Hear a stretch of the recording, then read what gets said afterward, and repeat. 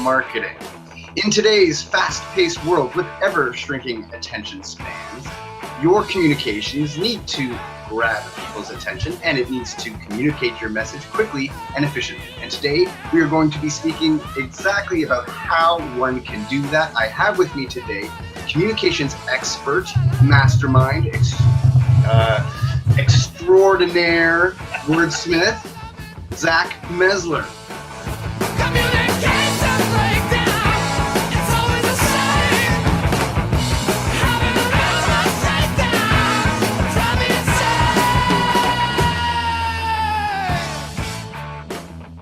What's up?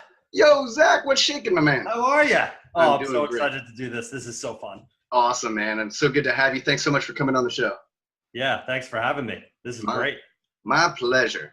So why don't you tell us a little bit about your background and how you came to be the wordsmith that you are today? Sure. Years of practice, really. So I have a 20-year career in product marketing for tech, for B2B tech. About a year ago, I left the corporate world behind and started to do my own thing because, you know, I felt I could help a whole lot more than a few hundred sales and marketing peeps at any one company. So, you know, how did I get here from a communication standpoint? Seriously, years of practice. I mean, product marketing for me has always been largely a translation role, especially in tech. And to be successful there, you have to be able to translate something crazy complex to something absolutely simple, especially when you have non-technical salespeople selling an incredibly technical product to a non-technical audience. Yeah, and it's a very common progression in terms of my career as well. You know, I spent a lot of time as a project manager for a digital marketing, a lot of sort of technical aspects of it. And that's exactly sort of the very similar role that I found myself in, is that I would be speaking to the programmers, developers, all the techies. They would have their lingo and they would be talking, and then I would have to figure out how to translate that into language that the client could make sense of, could absorb. Exactly. Yeah. And then for product marketing, instead of just one client, you think of all your different audiences, right? So the message that we put out internally to the sales pro might be very different from the message we put out to the prospect, may be very different from the message we put out to the client, may be very different from the message we put out to the analyst, to the buyer at any stage towards their path of buying what we have. Yeah. No, it makes sense, right? I mean, exactly. Like the salespeople need to have a certain level of understanding of all of the, you know, of the technical details, because they're going to have to maybe answer some questions. But exactly as you're saying, then now you're also sort of getting into the fact that your audience will have different needs, different pain points. And so that message needs to be crafted to them. And there's nothing like the technical to actually kind of hone in your language skills, for sure. Oh, absolutely. Mm-hmm. And every word becomes golden, and you can't get too technical. You can't get too complex explaining this stuff, because then no matter who your audience is, unless your audience is, you know, techie guys, techie geeks, techie women, like you lose people like absolutely. That. Oh, absolutely. Look, the eyes go. Oh, look, I mean, you know, despite my years of experience in marketing and communications, you know, it's funny, like I fall into the trap so often. I get into teacher mode when I shouldn't be doing it. And I know that it's just sort of it's a default. It's because I want to sort of impart this information. So I guess first part is, you know, like why don't we just sort of make it more generic and just sort of say, what's your methodology? What's your approach? Oh, sure. So the way I look at things, it's communication. You can change the world. I mean, you can accomplish just about anything with communication. You're convincing people to take action. You're convincing somebody to do something. Sometimes that's even yourself. And so it comes down to three core elements, for me at least. It's clear. Is it understood? Is it compelling? Can it grab attention and hold on to it? And is it persuasive? Can it drive that action that you want it to drive? And each of those things has its own methods within it, each of those elements, to accomplish that. So for clear, for example, and we've talked about this before, I've done videos on this before, it's answering 3 questions. And it's a little more nuanced than this, but not much. What is it? What does it do? And why does it matter? Why does it matter to your audience? And what it is, though, and this is where people get tripped up with this, because it's almost too simple for people. It's not too simple. It's too simple for people to really grab onto. It can't be that simple. It is that simple. What is it is quite literally, what is it? What is this thing? So like, I don't know, like a glass. This is my glass with, I have stuff in it, but this is a glass. So what is it? Not it's a glass, because you might not know what a glass is. I mean, so what is it? It is a cylindrical, hollow. I don't even see how hard it becomes. It's tough to do. That hollowed out with room for something in it. A container. Yeah, there you go. Container. Look at me. Oh, I'm getting good at this. Cylindrical container made out of glass. Right. Yeah, done. What does it do? It holds liquid. Why does it matter? Well, why does it matter is when you think about your audience and where it can be, you can get more flowery. So why does this glass matter? Well, if I have my seltzer and I want to have a drink and I don't really want to be rude, popping it open and drinking right out of the bottle, I have my glass. And it's nice looking, it's easy to hold, it keeps my drink cold when I put ice in it, and there we go. Awesome. Yeah, that may not be the perfect answer, but you can find the perfect answer, and that's for your audience. And when you break things down, especially complex things, when you break things down into those 3 areas, what is it, what does it do, and why does it matter to your buying audience, what ends up happening is you get to the essence of that thing. And as a sales pro, as a marketing pro, if you know the essence of something, if you know that foundational core of what it is, what it does, and why it matters, why anybody would care to use it, buy it, have it, then you can riff. You can talk about it for hours. It's easy because you get it. Right. And so for something complex, that's what you want. Right. So is there any kind of methodology or process that you go through in terms of just, first of all, identifying the different sort of audience segments? Well, that's a good question. And I don't know that I'd call it a process, although if I think about it, I probably would. But it's just, it's thinking about all the different uses of your product. Who are you selling to? Who's going to use it? In what industry? Just identifying those things. And then this isn't really about identifying the audience, this next thing, but once you do identify the audience, then what I do is I build spreadsheets. And I have conversations. I actually just started doing this yesterday. I'm building out something new. I'm focused on B2B marketers. And so what did I do? I set up appointments to talk to B2B marketers. And I had a couple calls yesterday. I'm asking a handful of questions. I'm recording what they're saying. I'm getting their words in place. And then usually you start seeing things after about 20 or 30 of calls like this, but after like 100, 120, and it takes a lot of time. Most people won't do this. It takes a lot of time, but after time and you build up this critical volume of language and comments from people answering these questions, you start to see trends and you start to see words that start to pop up.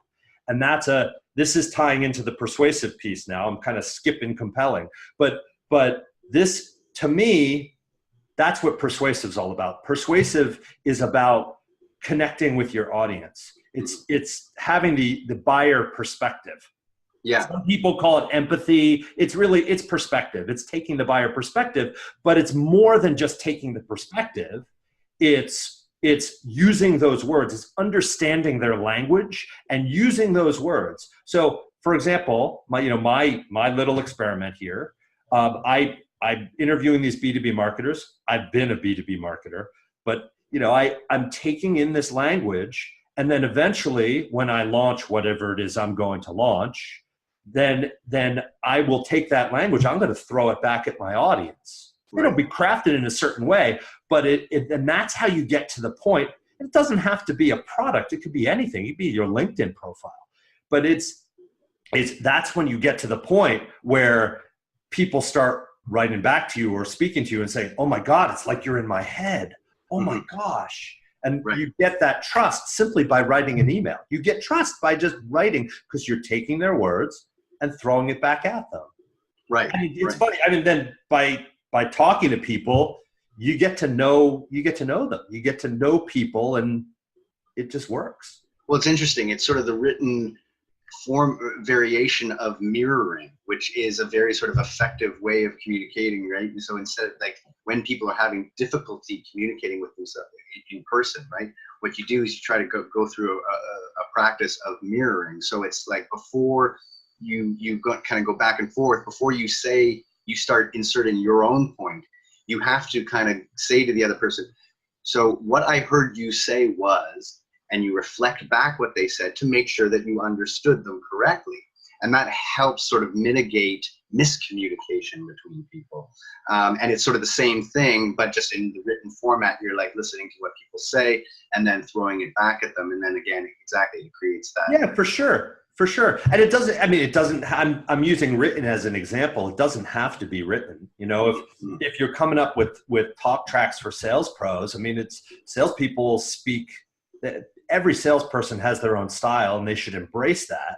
But when they get into the talk tracks, it's speaking and using as a marketer, for me, it's identifying, hey, use this phrase or consider this language when you're talking to this person in this type of organization, because then it's spoken. Or even a presentation.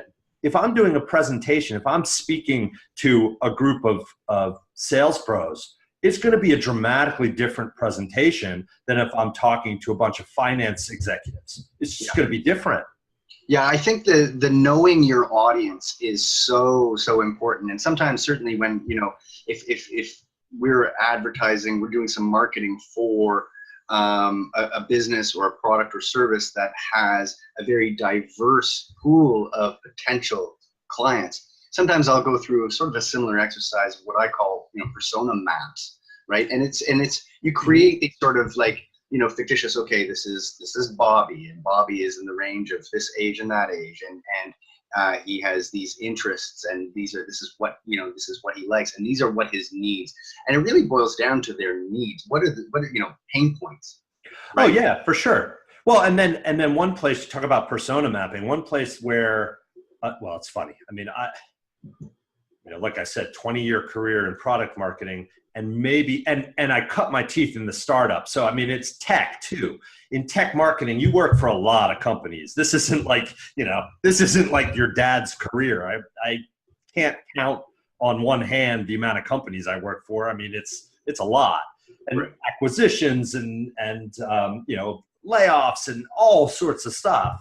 But in that entire career, there may be 2 companies that I worked for that before I got there it was startup, to be fair, but even the companies that acquired us, there were maybe 2 companies that had any sort of persona exercise or audience exercise in place before I came on board. And I think it's one of these things that largely it's like, oh yeah, we do that, or oh yeah, I know we should do that, but I don't know, it's just my experience, but I don't know how widely people actually take the time to do it.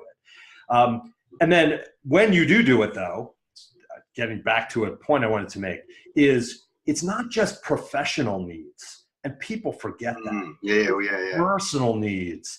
It's big time. Oh yeah. Big time. I know. I couldn't agree with you more. I've said that as sort of my coaching advice to people from a sales perspective. If you get on a call with somebody and just say, okay, well, what is it that you want to achieve with this, through your marketing advertising campaign? Invariably, the very first answer that they will give me is, well, I want to drive sales up to X dollar value. I want to bring on 20 more clients. It is always first phrased in business terms or financial terms.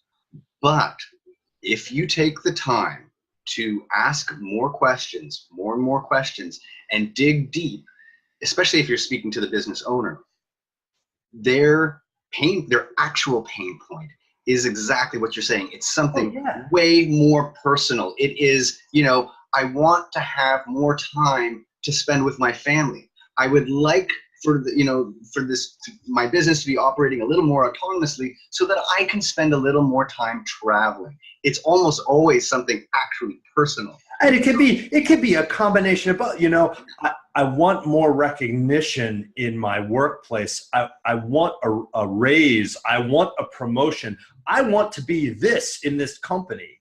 Yeah, but then what is it? But then the question then becomes, well, what do you want that raise for? Right? Yeah, like, well, sure. Money doesn't mean anything, right? Like money itself is meaningless, actually, right? It's what would you do with that money? Yeah, for sure. And that's why I keep on kind of always asking more. Well, okay, so what if you did achieve those targets, that first answer that you gave me? What would you do with it? Because then, like I said, there's something that they want to do. It has nothing to do with the money itself. Money is meaningless. Yeah, absolutely meaningless. You're right. So yeah, so I always try to sort of dig in deep. Like I always say to people, you know, the magic words for that first interaction with somebody is tell me more. Oh yeah, tell me more. Sure, for sure. Well, then multiply that, right? Scale that, and that's audience research, and that's the audience research that, to be more persuasive, that's the key. It's doing that audience research, understanding your audience deeply as well as they understand themselves, and then interacting that way. Yeah, and especially from a technology side, it doesn't surprise me one bit that you say that almost none of your clients have ever done this exercise, because you're right, they kind of work at it from the opposite side, right? They're always going like, okay, what this technology does is it does this, it does this, it does this, it solves this problem, solves this problem. Yeah. Well, but really what it is, well, what is your audience's problem? They might only need one of the things that it does. They might need 5 of it. They may not need all of it. You need to know what it is. That's the thing. So I wrote a rant a few years ago, and I keep repeating it, and it just, I got to do a video on it or something. But yeah, well, there you go. No one gives a shit about your product. No one cares how great you are. No one cares about your awards, your testimonials, your clients, all those clients, all your whiz-bang features. Who cares? Nobody cares. They don't care until they do. They don't care unless you're solving their pain, unless you're addressing that burning platform. They don't care. Right. I'm putting together an article right now all about the reason behind why they don't care. But it's buyers have changed. They've changed, especially in B2B and especially in enterprise tech. Buyers have changed. Everybody's a consumer now, everybody. And the thing you always hear is, oh, I sell enterprise software. It's $1 million software. It's totally different. It's complex. They're buying groups and lots of, yeah, very true. All true, but it's not different. It's not every single person's a consumer.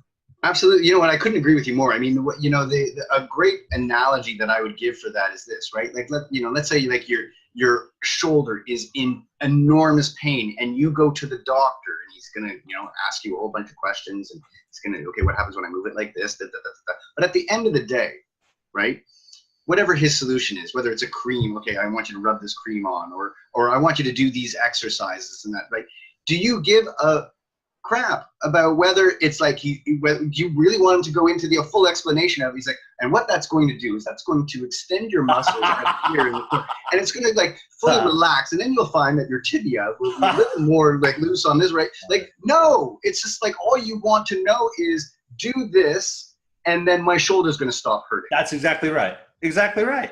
Yeah, no, I couldn't agree with you more. And look, at some point, when people are buying your product, whatever that is, if it's complex tech or even like a pen, maybe not a pen, but at some point, all of that information, they're going to want to know about you. they're going to want to know those features, what they are, what they do, why they matter. They're going to want to know, and they're going to have these questions. So it's not like you don't do those things. You do. You just don't lead with those things. Right.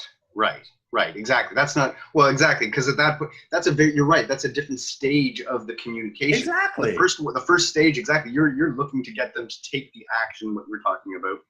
Yeah. Once they've taken that action, they said, yes, I believe that what you're offering me is going to solve my problem.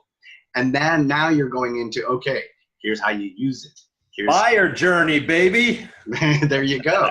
So what's, what then, how do you communicate? Because then you're getting into the weeds. Then you're really getting into the technical details. So how do you communicate complex things like that it's easily, so that they're easily understood? It's still the same stuff. If you do that exercise of what it is, what it does, why it matters, you have the framework for it.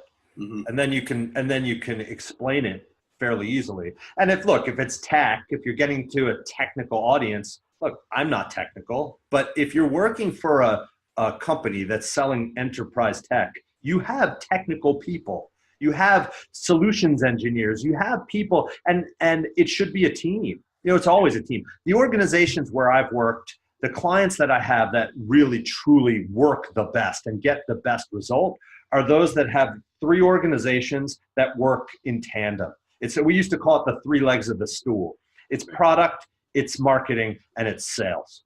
And if you have product organization, development, product management, you have a marketing organization and a sales organization, and they're in lockstep, and they know they're working together, they're sharing information. It's not common at all.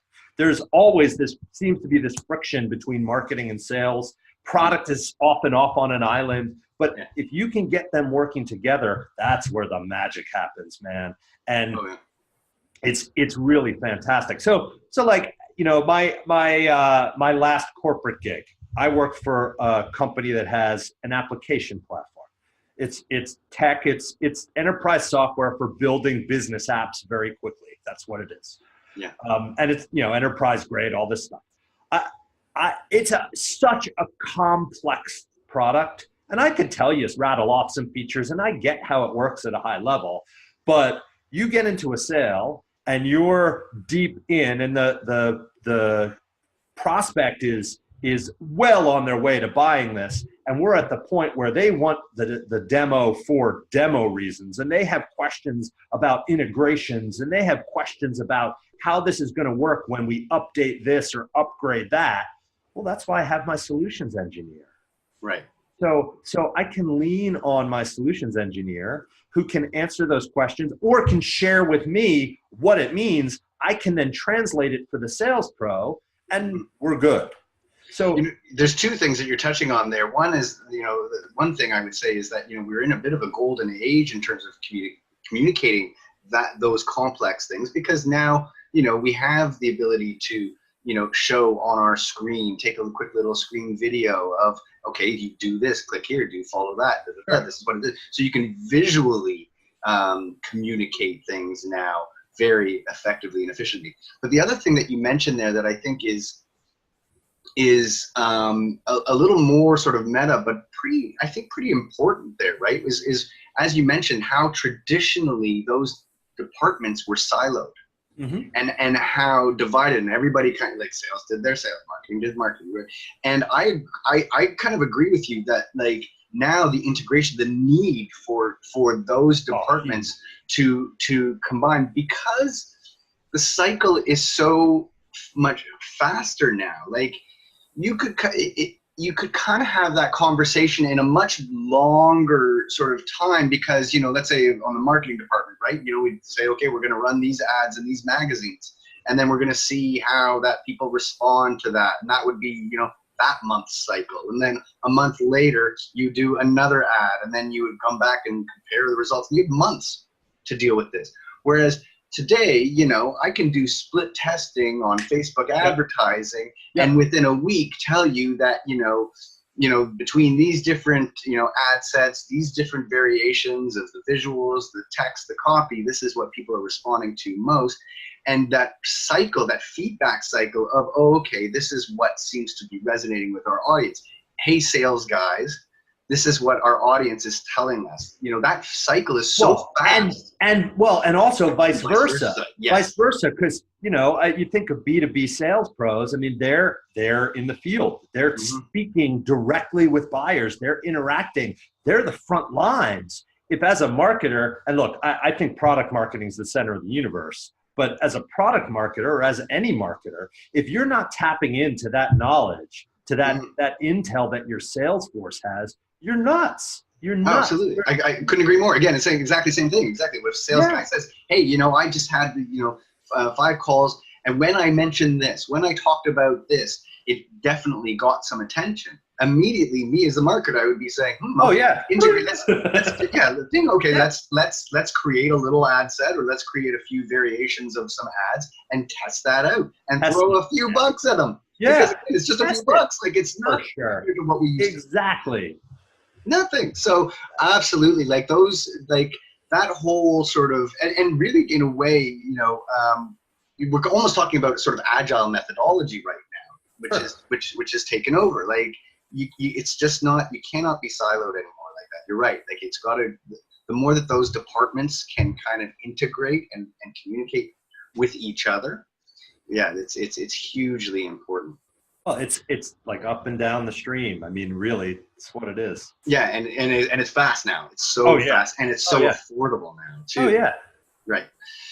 Cool, man. So what are some tips? Because I mean, because I think it's probably a very common problem that people kind of want to over-explain, and people's will write. It happens to me sometimes too. Like sometimes I'll just have an idea for an article, and I'll just like blah, blah, blah, blah, blah, and I'll write.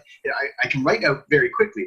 But for sure, when I'm done and I've said, okay, I've got all the pieces of my article done, often is the case is that I'm like, ooh, that's long. And I will then go back and see, okay, well, where am I, what's superfluous? What don't I need in here? Where did I just go off course? And I've gotten decent at it. But what are some tips to keeping things short and concise and efficient? Sure. So first rule, every word is golden, right? So if you have a word, this is precision writing, and it takes practice too. This is so that going back to what it is, what it does, why it matters, think about what it is and what it does. And when you think about what it is and what it does, you want to say it in as few words as you possibly can. So every word is golden. So that means stuff like certain modifiers you can pull immediately, like really, like certain things you can pull. If you make it conversational. Now, look, I get it. Sometimes you don't want things to be conversational. It's a little more formal. But if it can be conversational, make it conversational. Oh, absolutely. And then what happens is you find you cut space, you cut characters. I was just helping a guy actually. One of the things that I did about a month ago, I released it, the Ultimate Guide to a Killer LinkedIn Profile, how to be more clear, compelling, and persuasive selling the product of you. And it's product marketing.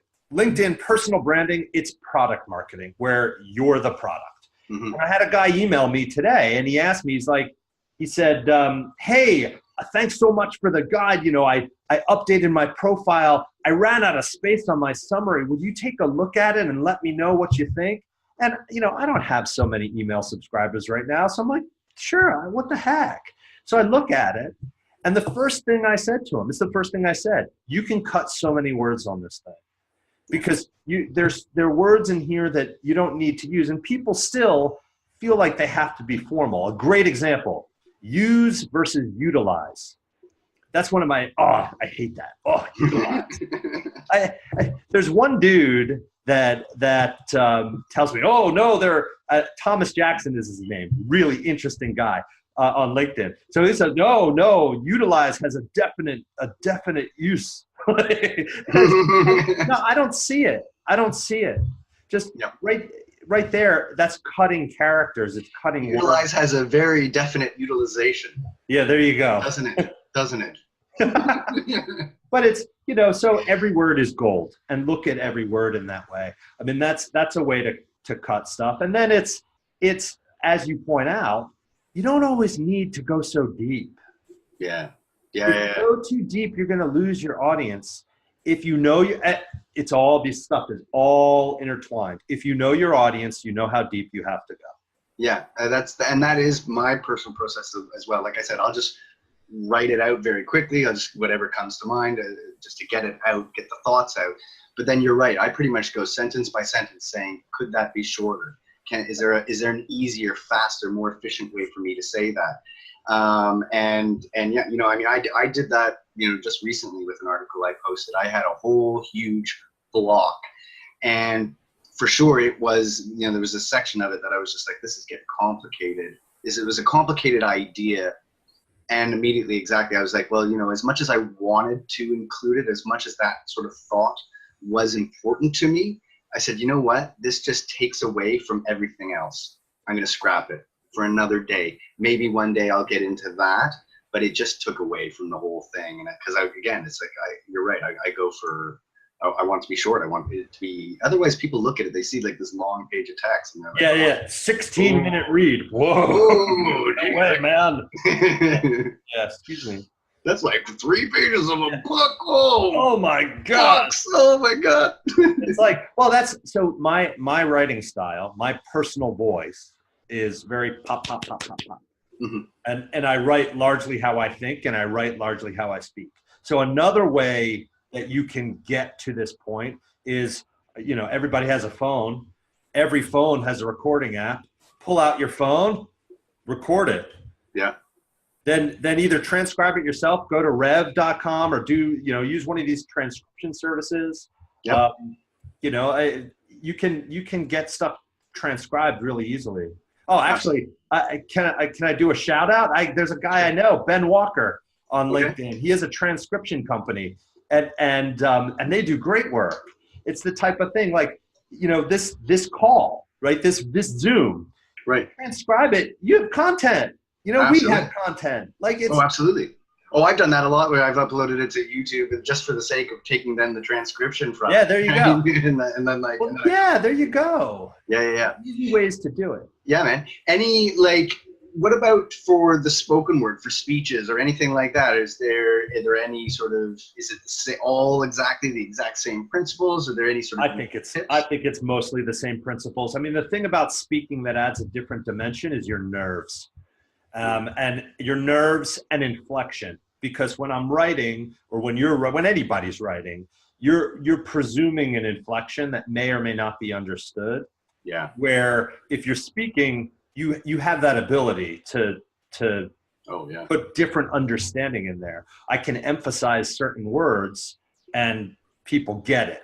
Whereas in writing, I might have to go into more detail. So in that regard, speaking is a little easier. Mm-hmm. But again, it has that added element, that added layer of the nerves of speaking in front of how many people? Yeah, and certainly too, the other thing that I've certainly noticed, and there's been a lot of talk about this, I've noticed on LinkedIn, is the importance of storytelling. Like taking what, you know, and telling a story about what it is, because that's what people relate to. Well, that's all brain science. Yeah. That's all brain science. It's how things are remembered. That's right. You know, that's right. And like you can tie things in. The best talk I ever did. It was at a sales kickoff, and I had one message I wanted to get across, and that message was the way that you're telling stories, the way that you're being taught to tell stories, is all wrong. And it's fairly common, right? I mean, it's fairly common, but the executive team, or it might have been the CEO, had this idea of, oh, stories are important. We have to tell stories. But all of those stories had our product as the hero of the story. Mm. And so my only goal was to get up in front of 300 something sales pros and tell them, this is not how you tell stories. Right. But I couldn't start out saying, this isn't how you tell stories. One, I'd probably get kicked off the stage and fired. but two, they're not going to relate to me. And Yeah. so the way that I did this is tying into that middle element, compelling. The way that I did that is I told a couple stories, but I tied it into brain science. I talked about brain science. So it's like, oh, this is proven. This is a proven method. Right. But then one of the things that I did is I started telling a story about music, and I sang parts of 8 songs on stage. And it was scary as hell. I practiced a long time for that presentation. It was probably about a 25-minute presentation. And man, I probably spent, I don't even know, 50 or 60 hours just practicing. But they remember it. They, to this day, salespeople in that audience, because I keep in touch with people, right? Yeah. So they remember that. They remember the roses. I started out with roses in the beginning. Like I busted out of the side door and, oh, hey, I got your roses, to the guy introducing me. Right, nice. You know, but tied that into a study on brain science. Mm-hmm. From there, transitioned to the music. From there, talked about, okay, so we understand that about our senses, a sense of smell and our sense of hearing. What about stories? What makes a story stick? Well, fortunately, there is a formula for this. And then talked about the hero journey. Yeah. You know, but there is a definite, and hero journey stuff is nothing new. I'm sure everybody out there in balls in your face marketing land have heard of the hero journey. But Joseph Campbell wrote about it in 1949. It's the hero, I think it's the hero with 1,000 faces. And it's a cool book. I mean, anybody should read it. It can be a little dry, but it's super interesting because you find out that all of these stories, every story that's really a really great story that sticks, that it's the same damn story. It's repeated again and again and again and again. Yeah. And it's a formula. Absolutely, it is. You know, well, I mean, you and there's 2 things in there that one is that you said there. One is very consistent with. I had another guest, Michael Henson, who is on LinkedIn and is he's a masterful storyteller. He's really passionate about stories, and that was an interesting comment. I thought that was one of the the great points that he talked about. He started talking about how he was like a little kid, and then he would write stories. But in those early days as a child, he was always the hero. He would always write these stories of himself as a superhero going around and saving the world. But as he's grown and as he's sort of evolved as a storyteller, he's learned that it's the audience that is the hero. You're just sort of the muse. Persuasion, right? Baby. Persuasion there. The other thing, again, I think what you're sort of touching on is just the regular kind of story arc, right? Which is right? Which is like you create first, it's the situation, right? And then a conflict gets introduced. Mm-hmm. And then from that conflict, and you can layer on, you can have that conflict get more evolved. And then from that, then you get into, okay, and here is the resolution. And all along the way, you can kind of hark back on those previous points and bring back the situation, bring back the conflict, etc. But roughly speaking, I mean, that's my understanding of this story. Yeah, absolutely. Well, and then there's the mentor that comes in to help our hero usher in the change and help our hero bridge those gaps. Yeah. Fight the dragon. Yeah, exactly. Oh, exactly. That's Obi-Wan Kenobi. That's Yoda.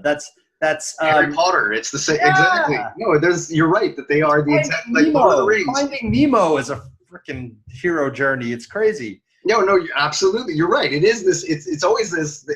You're right that every story it's this. It's always like good versus evil. Right? Like here's the conflict, and then how the hero like combats it, how he struggles. Yeah, you're right.